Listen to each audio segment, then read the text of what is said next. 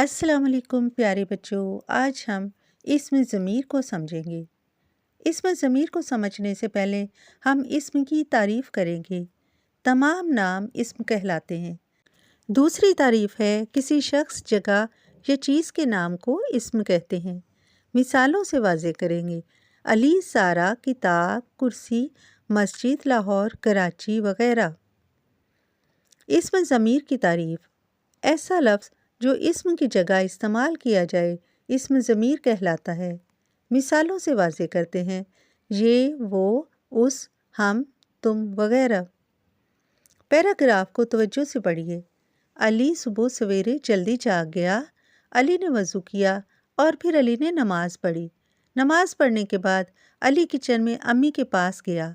अली ने नाश्ता किया और अली स्कूल जाने की तैयारी करने लगा और कुछ देर बाद अली स्कूल चला गया।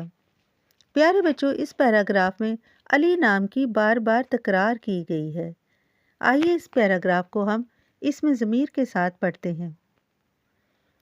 अली सुबह सवेरे जल्दी जाग गया। उसने वज़ू किया और फिर उसने नमाज़ पढ़ी। नमाज़ पढ़ने के बाद वो किचन में अम्मी के पास गया। उसने नाश्ता किया और वो स्कूल जाने की तैयारी करने लगा और कुछ देर बाद वो स्कूल चला गया। इस पैराग्राफ में किसी एक लफ्ज़ की तकरार नहीं। पहले जुमले के अलावा बाकी सब में इस्म ज़मीर का इस्तेमाल है। लफ्ज़ उस और वो इस्म ज़मीर हैं।